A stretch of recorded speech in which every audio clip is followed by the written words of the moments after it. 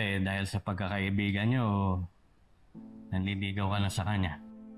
Sus, si Mang Dado talaga, oh. Ha? Kakusa ko lang, oh, yun. Sanggang dikit lang. Sigurado ka dyan, ha? Alam mo, ate, okay lang naman yung manligaw.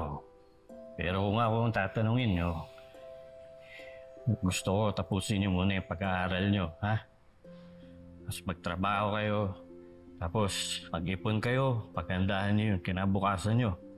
Ngayon, kung ikaw man ang magiging boyfriend ni Princess, Ponce, gusto ko, latuin mo siya parang prinsesa, ha?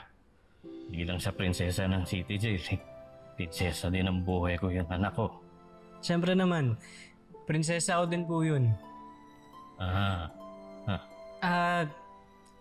As a friend po. Kaibigan lang po. Opo. Tara na po. Baka malate na po kayo eh. Tara. Halika. Opo. Tara na. Friend, ha? Opo. Dahan-dahan lang po. Dati, na-stranded kami sa Palawan.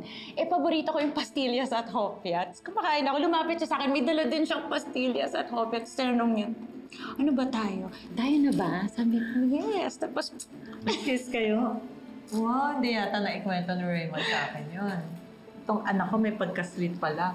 Napaka-sweet. Kapag same flight kami, hatid sundo ako. Oh, really? Hello, everyone. Did I miss anything? No. Pinag-uusapan namin yung good old dad. You didn't miss anything. I thought nasa shop ka. Dumaan kasi ako sa HR para sabihan na mag-hire na sila ng bagong janitress. And of course, yayain kong kumain. Shardine, hindi mo na kailangan asikasuhin yun. Dapat HR ang mag-handle niyan. Si Leilani, siya yung dating nagtatrabaho nun. I just wanna make sure na maayos siya at maayos yung papalit sa kanya. Remember Leilani?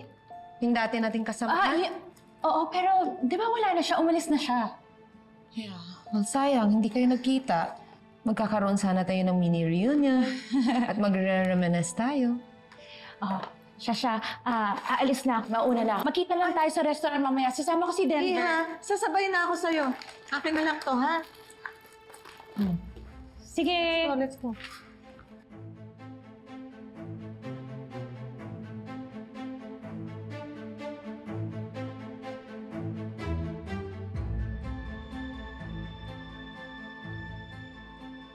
Yeah.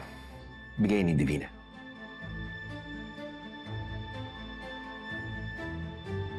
Wala ka dapat i-sorry sa akin. Ikaw nga nagligtas kay Xavier eh.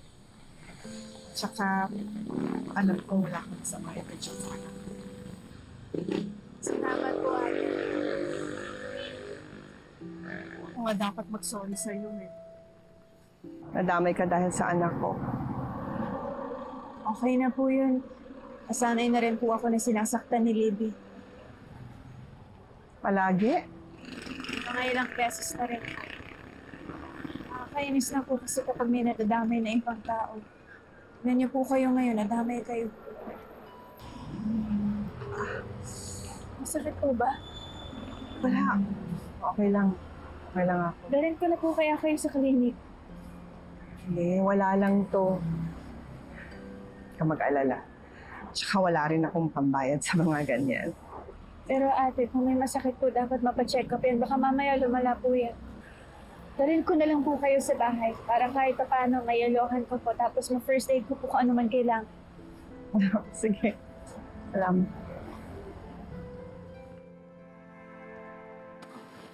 Ano yung narinig ko kanina? Hindi ko naman alam na may trip to memory lane pala kayo. Nagdala ng pagkain to si Divina na nagpapaalala ng mga trip namin before. Walang meaning yun sa akin. Wala ba talaga? Wala nga. Alam mo, kulang ko na lang papaplay yung video nyo ng love story nyo noon. Don't you believe me? Ayoko lang siya mapahiya, kaya hinayaan ko. Alam mo, tingin ko ginagawa niya to pag wala ako. I don't think so. Hinanap ko pa nga niya kanina sa akin eh. Look, baka nakikipagkaibigan lang si Divina. Or she's just being generous to us. Wala naman siya ginagawang masama eh. Sana nga. Han.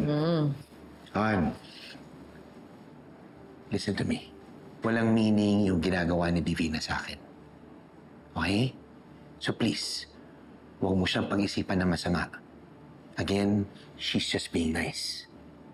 Alam ko, ikaw ang nagpapaka-nice. Pero iba talagang pakiramdam ko dyan sa babaeng yan. Pakiramdam kong gusto ko pa rin niya eh.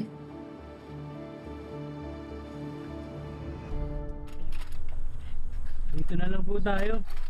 Mas mabilis po makakuha ng taxi dito. Ha? Tandaan na po ah. Sige. Habang nag-aabang ka dyan, tawagan ko muna si Princess, ha? Sige po. Wait lang po ah.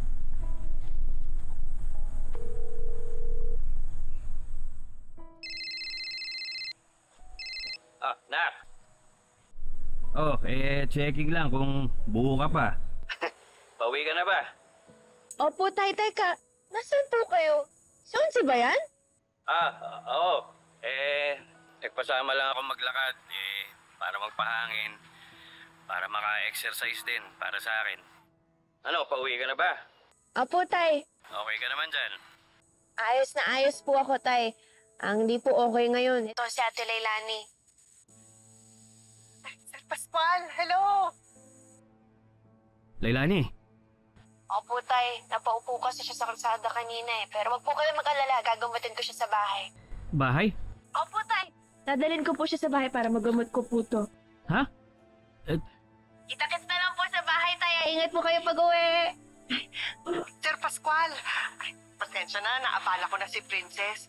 Pero tamang-tama kasi may gusto rin naman akong itanong sa'yo. Ano naman yun? Ay, sa bahay na lang po mamaya. Magkikita naman tayo doon. Sige na, tay. Ingat po kayo pag-uwi. Bye-bye! Sakit ka rin, diba? Hindi naman gaano. Salamat. Ponce. Bro, bumalik tayo sa bahay. Ha? Balik muna tayo sa bahay. Mang Dado, nakakuha na ako ng taxi oh. Tsaka malapit na lang ho dito yung ospital. Hindi na. May importante kami bisita eh. Tsaka na ako magpapacheck up. Halika na.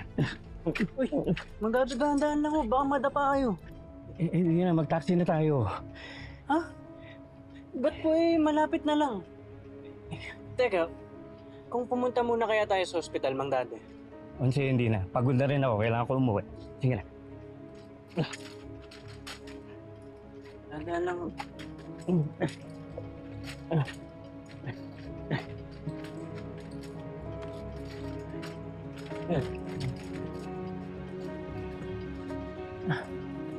Salamat.